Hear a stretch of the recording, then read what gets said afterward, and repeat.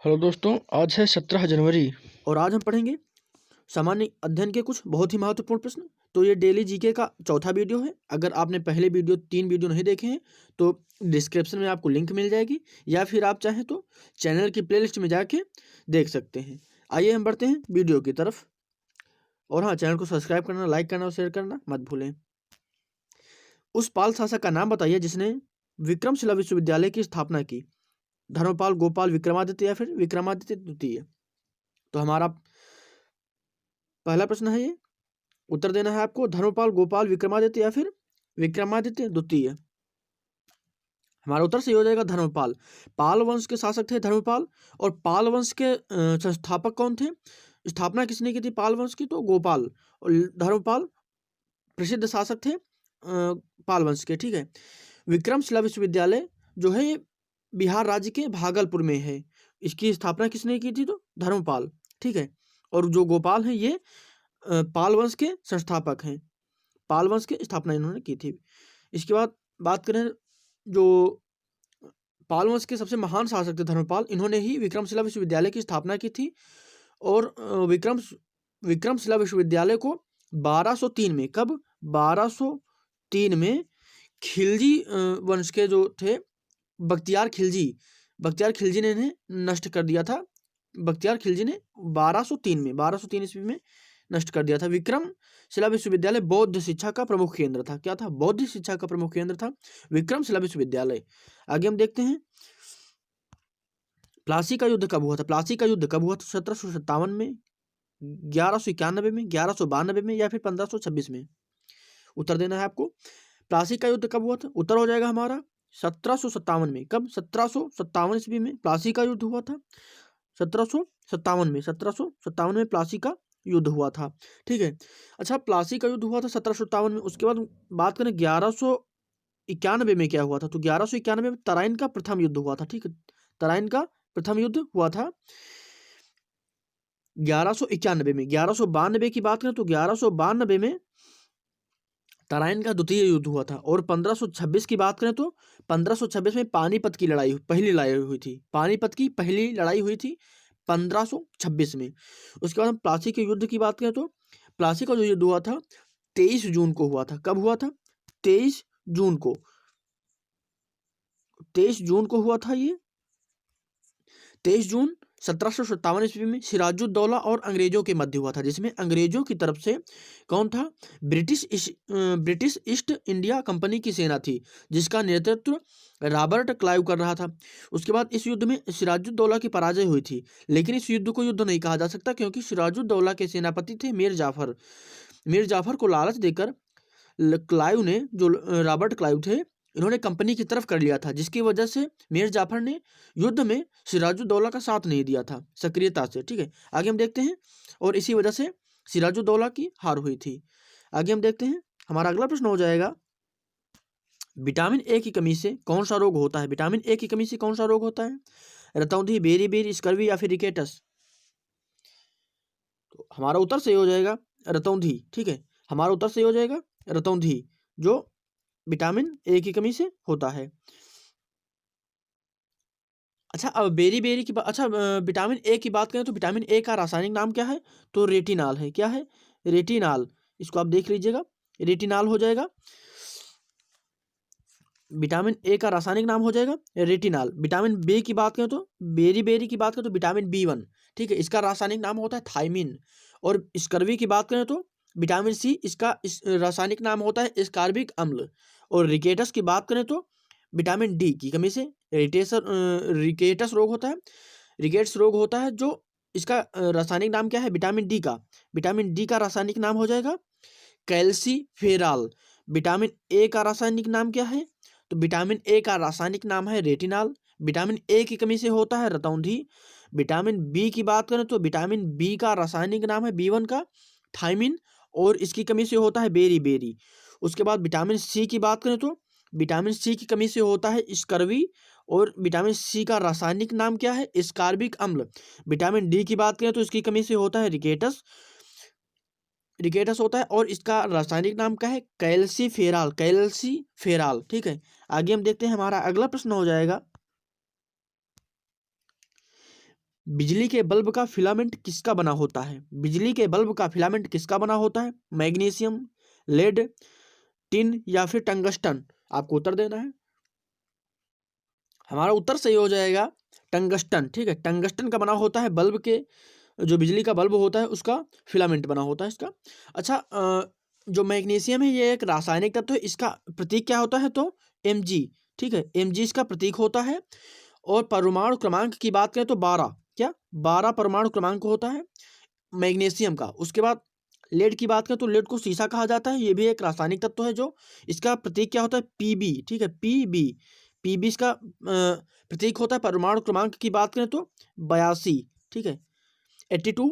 उसके बाद टिन की बात करें तो टिन हो जाएगा, 1 मिनट, उसके बाद हम टिन को देख लेते हैं। तो टिन का रासायनिक नाम होता, रासायनिक तत्व है, और इसका प्रतीक की बात करें तो Sn। ठीक है, Sn हो जाएगा। और परमाणु क्रमांक की बात करें तो 50। ठीक है, 50 परमाणु क्रमांक हो जाएगा। अच्छा, जो बिजली के बल्ब में टंगस्टन का जो बना होता है, ये क्या टंगस्टन का बना होता है फिलामेंट। ठीक है, टंगस्टन का गलनांक जो होता है 3400 डिग्री सेल्सियस होता है। और टंगस्टन का परमाणु क्रमांक की बात करें तो ये होता है 74, क्या 74, 74। बल्ब का आविष्कार किसने किया था? Thomas Alva Edison. किसने? थॉमस अल्वा एडिसन ने बल्ब का, जो बल्ब होता है बिजली के बल्ब का, इसका आविष्कार किया था। बल्ब में जो विद्युत बल्ब होता है इसमें अक्रिय गैसें भरी होती हैं, जैसे आर्गन, क्या आर्गन। अच्छा, कुछ अक्रिय गैसें हो जाते हैं जैसे आर्गन, नियान आर्गन, क्रिप्टॉन, जिनान, रेडान, ये होती हैं अक्रिय गैसें। ठीक है, आगे देखते हैं हम। अगला प्रश्न हमारा हो जाएगा, जैन धर्म के संस्थापक कौन थे? जैन धर्म के संस्थापक कौन थे? गौतम बुद्ध, महावीर स्वामी, ऋषभदेव या फिर चंद्रगुप्त मौर्य? आपको उत्तर देना है। और हाँ, कमेंट में आप उत्तर जरूर लिखा करिए, जो भी आपको सही आ रहा है। कितने आपके प्रश्न सही हुए हैं आप कमेंट में जरूर लिखिए। जैन धर्म के संस्थापक कौन थे? गौतम बुद्ध, महावीर स्वामी, ऋषभदेव या फिर चंद्रगुप्त मौर्य? तो हमारा उत्तर सही हो जाएगा ऋषभदेव। ठीक है, ऋषभदेव जैन धर्म के संस्थापक थे। अच्छा, गौतम बुद्ध की बात करें तो गौतम बुद्ध जो थे बौद्ध धर्म के संस्थापक थे। गौतम बुद्ध बौद्ध धर्म के संस्थापक थे, और इन्हें एशिया का ज्योतिपुंज कहा जाता है, लाइट ऑफ एशिया। ठीक है, लाइट ऑफ एशिया कहा जाता है किसको? गौतम बुद्ध को। उसके बाद हम महावीर स्वामी की बात करें तो ये जैन धर्म के 24वें, क्या 24वें एवं अंतिम तीर्थकर थे। ठीक है, और चंद्रगुप्त मौर्य की बात करें तो ये मौर्य साम्राज्य के संस्थापक थे, क्या मौर्य साम्राज्य के संस्थापक थे। अच्छा, जैन धर्म के संस्थापक एवं प्रथम तीर्थकर कौन हो जाएंगे? ऋषभदेव।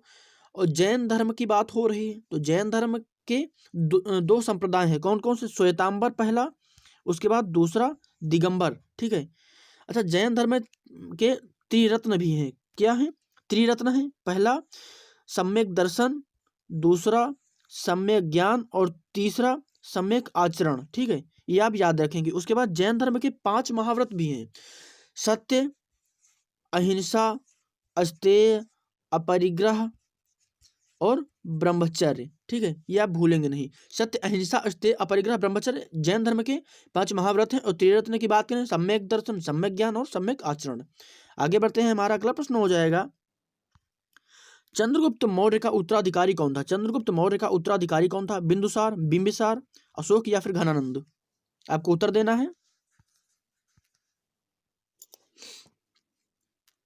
तो हमारा उत्तर सही हो जाएगा बिंदुसार, क्या बिंदुसार। अच्छा, बिंबिसार कौन था? हर्यक वंश का संस्थापक था बिंबिसार, इससे आप कंफ्यूज मत होना। बिंबिसार जो था हर्यक वंश का संस्थापक था, और अशोक जो है ये बिंदुसार का उत्तराधिकारी था। मतलब जो बिंदुसार हैं इनके उत्तराधिकारी थे अशोक, और जो बिंदुसार हैं ये चंद्रगुप्त मौर्य के उत्तराधिकारी हैं। ठीक है, घनानंद की बात करें तो घनानंद नंद वंश का अंतिम शासक था।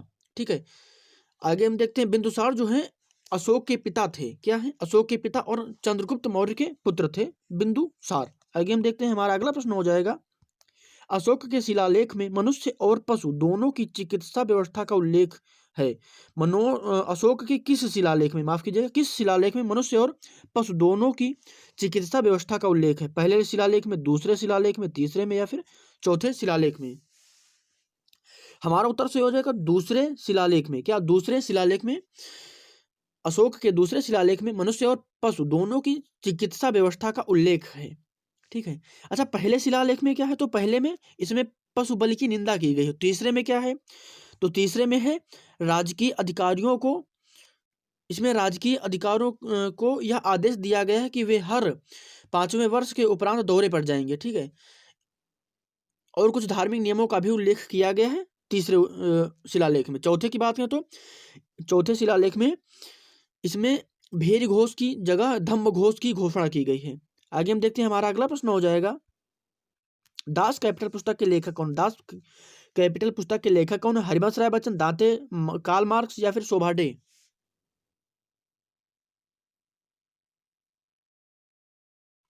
तो हमारा उत्तर हो जाएगा कार्ल मार्क्स। क्या? Karl Marx. अच्छा, हरिवंश राय बच्चन जी की बात करें तो निशा निमंत्रण और मधुशाला, ये बहुत प्रसिद्ध रचना है। निशा निमंत्रण और मधुशाला ये हरिवंश राय बच्चन जी की रचनाएं हो जाएंगी। और ये दाते तो इनके डिवाइन कॉमेडी। अच्छा, डिवाइन कॉमेडी की बात करें तो ये टस्कन भाषा में है। किस भाषा में? टस्कन। ये आप याद रखेंगे। कार्ल मार्क्स की दास कैपिटल हो जाएगी, कार्ल मार्क्स की दास कैपिटल। उसके बाद सोभाडे की स्पीड पोस्ट। ठीक है, स्पीड पोस्ट आप याद रखेंगे। हमारा अगला प्रश्न हो जाएगा, भारत का नेपोलियन किसे कहा गया है? समुद्रगुप्त, चंद्रगुप्त, विक्रमादित्य या फिर अशोक? फटाफट आप कमेंट बॉक्स में उत्तर लिखेंगे। हमारा उत्तर हो जाएगा समुद्रगुप्त। भारत का नेपोलियन किसे कहा गया? समुद्रगुप्त। अच्छा, समुद्रगुप्त कहा गया है, किसने कहा है? तो ब्रिटिश इतिहासकार बी स्मिथ ने। ठीक है। अच्छा, क्यों कहा है? क्योंकि समुद्रगुप्त को कभी पराजय का सामना नहीं करना पड़ा। ठीक है, इसलिए। हम आगे देखते हैं, हमारा अगला प्रश्न हो जाएगा, ब्रह्म समाज के संस्थापक कौन थे? ब्रह्म समाज के संस्थापक कौन थे? राजा राम मोहन राय, स्वामी विवेकानंद, दयानंद सरस्वती या फिर एम.जी. रनाडे? हमारा उत्तर सही हो जाएगा राजा राम मोहन राय। राजा राम मोहन राय ब्रह्म समाज के संस्थापक थे। अच्छा, स्वामी विवेकानंद की बात करें तो आर्य समाज की स्थापना की थी इन्होंने। और दयानंद सरस्वती की बात करें तो ये आर्य समाज के थे। एक मिनट यहाँ पे स्वामी विवेकानंद की बात करें तो रामकृष्ण मिशन, और दयानंद सरस्वती की बात करें तो आर्य समाज, और एम.जी. रनाडे की बात करें तो प्रार्थना समाज। ठीक है। एम.जी. रनाडे का पूरा नाम क्या है? महादेव गोविंद रनाडे। ठीक है। रनाडे और आत्मा राम पांडुरंग ने प्रार्थना समाज की स्थापना की थी। किसकी? प्रार्थना समाज की। इसको आप याद रखेंगे, प्रार्थना समाज की। स्वामी विवेकानंद का वास्तविक नाम क्या है? तो नरेंद्र नाथ दत्त। उनकी दो प्रसिद्ध कृतियां भी आप याद रखेंगे, कर्मयोग और राजयोग। स्वामी विवेकानंद रामकृष्ण मिशन आप याद रखेंगे। जैसे ही स्वामी विवेकानंद का नाम आता है, आपको रामकृष्ण मिशन की स्थापना आपको याद आनी चाहिए। दयानंद सरस्वती की बात करें तो दयानंद आर्य समाज। ठीक, आर्य समाज, दयानंद सरस्वती आर्य समाज, एम.जी. रनाडे और आत्माराम पांडुरंग प्रार्थना समाज। उसके बाद राजा राम मोहन राय ब्रह्म समाज। ठीक है। आज के वीडियो में सिर्फ इतना ही। मिलते हैं कल के वीडियो में, तब तक के लिए नमस्कार, धन्यवाद पूरा वीडियो देखने के लिए।